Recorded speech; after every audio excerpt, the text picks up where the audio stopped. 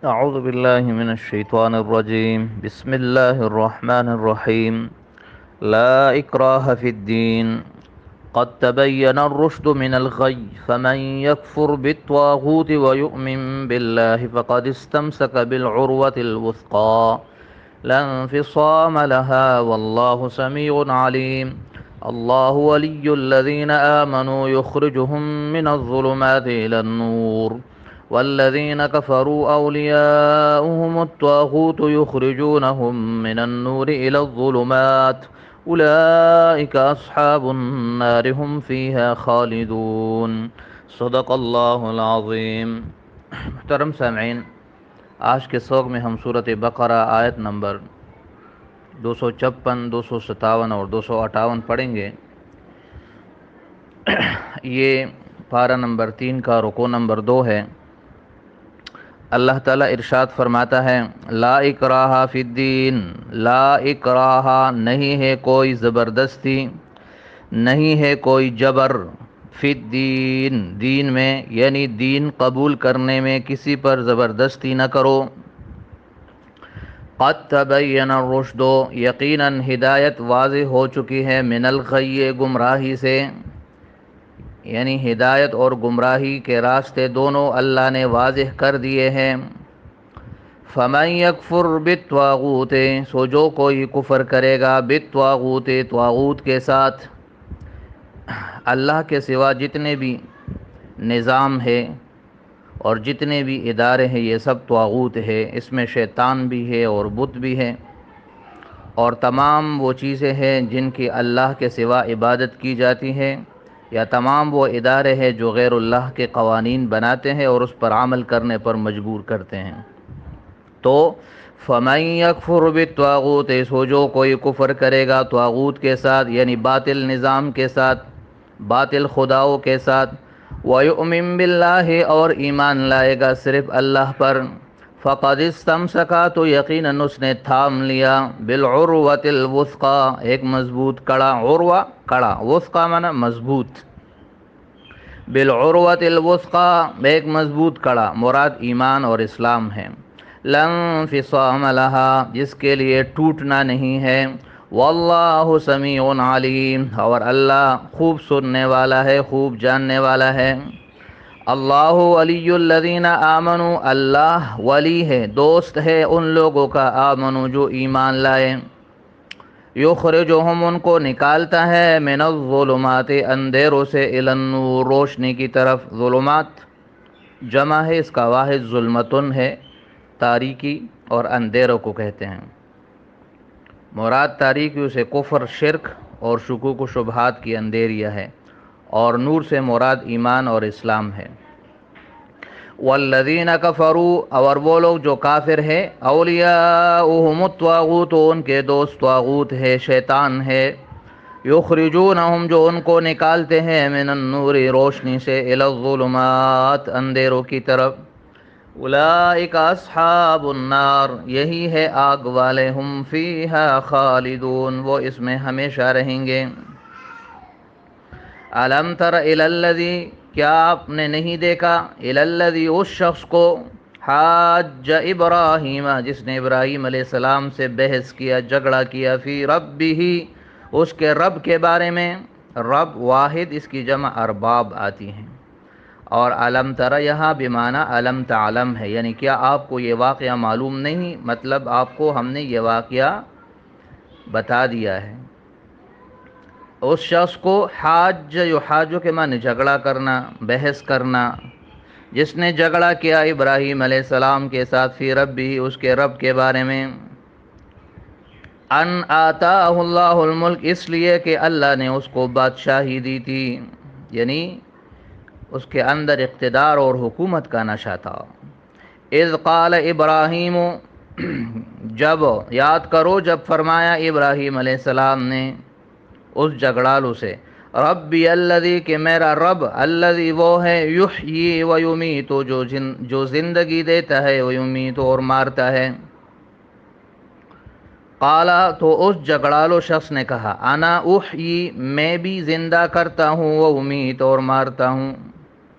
قال ابراہیم، تو ابراہیم علیہ السلام نے فرمایا، فإن اللہ، تو پس بے شک اللہ، یاتی بالشمس، لاتا ہے سورج کو، من المشرق، مشرق سے، فات بہا، پس تو لا اس سورج کو، من المغرب، مغرب سے، فبہت الذی کفر، تو حیران اور پریشان رہ گیا، الذی کفر، وہ شخص جو کافر تھا، حیران اور لاجواب رہ گیا وہ جو کافر تھا۔ واللہ لا یہدی القوم الظالمین، اور اللہ ظالم لوگوں کو ہدایت نہیں کرتا۔ محترم سامعین، پہلی آیت میں ایک بڑی اہم بات بیان کی گئی ہے، وہ یہ کہ آیا کسی کو زبردستی مسلمان بنایا جا سکتا ہے یا نہیں؟ تو اللہ تعالیٰ نے فرمایا کہ دین قبول کرنے میں کوئی جبر نہیں، یعنی کسی کو زبردستی مسلمان نہیں بنایا جا سکتا، کیونکہ ایمان اور یقین کا تعلق دل سے ہے، اور دل پر کسی کا اختیار نہیں ہوتا۔ دل اسی چیز کو اختیار کرتا ہے جو خود وہ چاہے، دوسرے کے چاہنے سے کسی کے دل میں ایمان داخل نہیں ہو سکتا۔ تو یہ اس کا خلاصہ ہے۔ البتہ یہ بات یاد رکھے کہ اس کا یہ مطلب بھی نہیں کہ اگر کوئی اسلام کو پھیلانے کے لیے جہاد کرے یا باطل نظام کو ختم کرنے کے لیے کوئی کوشش کرے، طاقت کا استعمال کرے، تو یہ بھی حرام ہے تو نہیں۔ جہاد فرض عین ہے یا فرض کفایہ ہے؟ اپنے دفاع کے لیے جہاد فرض کفایہ ہے، فرض عین ہے، اور اسلام کی سربلندی اور باطل نظام کو ختم کرنے کے لیے جہاد پھر فرض کفایہ ہے۔ تو اس سے یہ مطلب نکالنا کہ جہاد ہی سرے سے نہ ہو یا باطل نظام کو ختم کرنے کے لیے کوئی کوشش ہی نہ ہو، یہ غلط ہے۔ دوسری بات یہ بھی یاد رکھے کہ اگر ایک شخص خود اپنی مرضی سے مسلمان ہوتا ہے اور پھر اسلامی احکامات سے بغاوت کر کے مرتد بن جاتا ہے تو اس کو قتل کر دیا جاتا ہے۔ بظاہر یہ بھی زبردستی نظر آتی ہے، لیکن یہ اس کے اندر داخل نہیں ہے، کیونکہ یہاں پر اس نے بغاوت کی ہے۔ تیسری بات یہ کہ اگر ایک شخص خود مسلمان ہو جاتا ہے اور پھر اسلامی احکامات کی خلاف ورزی کرتا ہے تو اور اس کو سزائیں دی جاتی ہے، تو یہ کوئی نہ سمجھے کہ یہ تو زبردستی ہے۔ مثلا اگر کوئی نماز نہیں پڑھتا اس کو مار دیا جاتا ہے، یا چور کے ہاتھ کاٹے جاتے ہیں، یا زانی کو سنسار کیا جاتا ہے، یا قاتل کو قصاصاً قتل کیا جاتا ہے، یا اس طرح اور بہت ساری اسلام کے اندر سزائیں ہیں، تو یہ اس کے اندر داخل نہیں ہے، بلکہ یہ اللہ تعالیٰ کی طرف سے ہے، اس جرم کی سزائیں ہیں جو اس بندے نے خود قانون کو اور ایمان کو اپنی مرضی سے قبول کیا ہے، پھر اس کے بعد اس کی خلاف ورزی کی ہے، تو یہ اس کی سزا ہے، اور یہ جبر فی الدین نہیں ہے، یہ بات یاد رکھیں۔ آگے اللہ فرماتے ہیں جو طاغوت سے انکار کرے اور اللہ پر ایمان لائے اس نے مضبوط کڑا تام لیا۔ طاغوت کا لفظی معنی ہے طغایت کا معنی حد سے بڑھ جانا۔ یہ جب دریا میں سیلاب آتا ہے نا تو ہم کہتے ہیں کہ دریا میں طغیانی آ گئی، یعنی اس نے اپنے حد کو اور اپنے بارڈر کو کراس کر دیا۔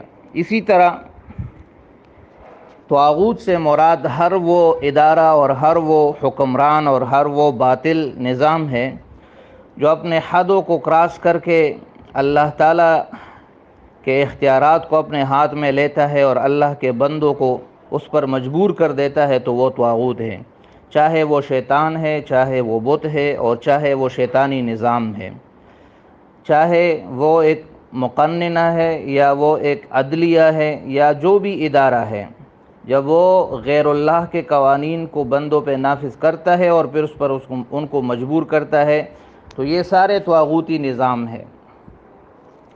تو جو ان سے انکار کرے اور اللہ پر ایمان لائے، تمام ادیان باطلہ، یہودیت، عیسائیت، ہندوازم، بدھزم، یہ سارے شیطانی اور طاغوتی مذاہب ہے اور نظام ہے، تو جو ان سارے سے انکار کرے اور صرف ایک اللہ پر ایمان لائے، اسلام اور ایمان پر حقیقی معنوں میں، تو اس نے ایک بہت مضبوط کڑا تام لیا۔ حدیث میں آتا ہے اوثق العرا کلمۃ التقوی، کہ سب سے مضبوط کڑا جو ہے وہ لا الہ الا اللہ محمد الرسول اللہ ہے۔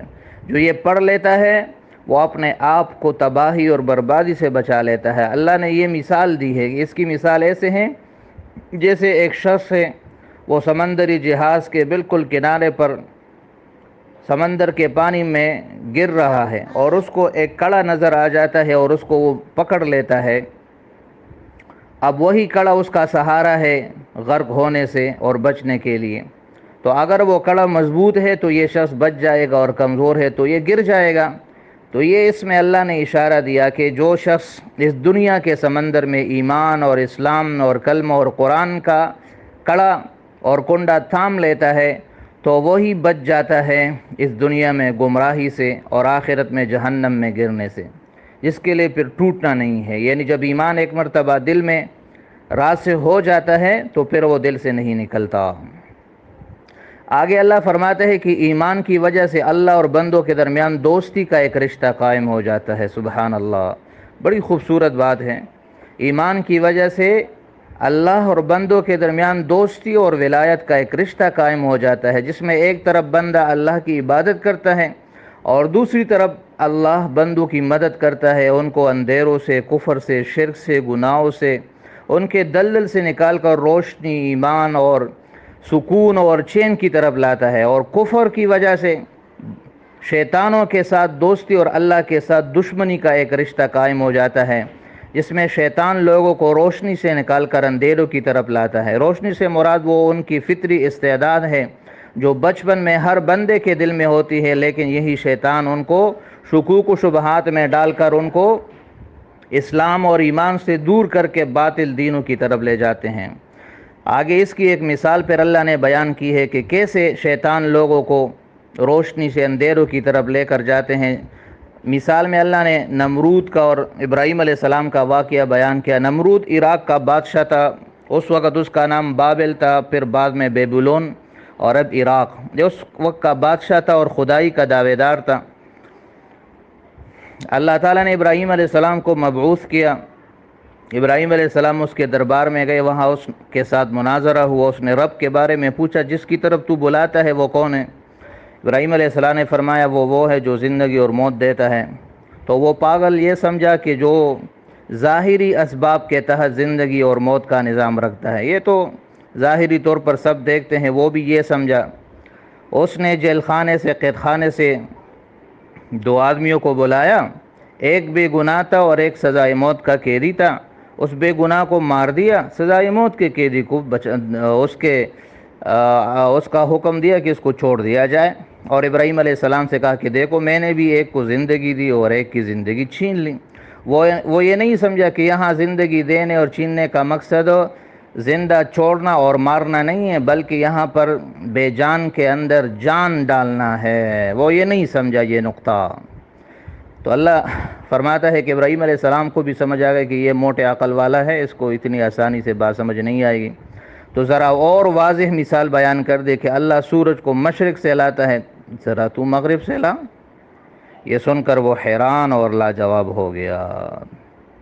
تو یہ اللہ نے مثال بیان کی۔ ایک وہ شخص ہے جس کو اللہ نے روشنی دی ہے، جس کا مددگار اللہ ہے، اور ایک وہ ہے جو اس روشنی سے محروم ہے اور جس کے دوست شیطان اور طاغوت ہے۔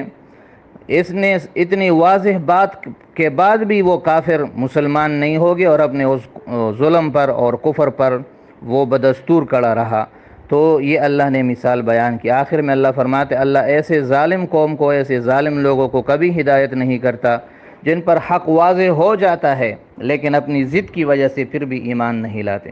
اللہ ہمیں اس پر عمل کرنے کی توفیق عطا فرمائے۔ باقی انشاءاللہ کل پڑھیں گے۔ صدق اللہ العظیم وصدق رسولہ النبی الکریم۔ السلام علیکم ورحمۃ اللہ وبرکاتہ۔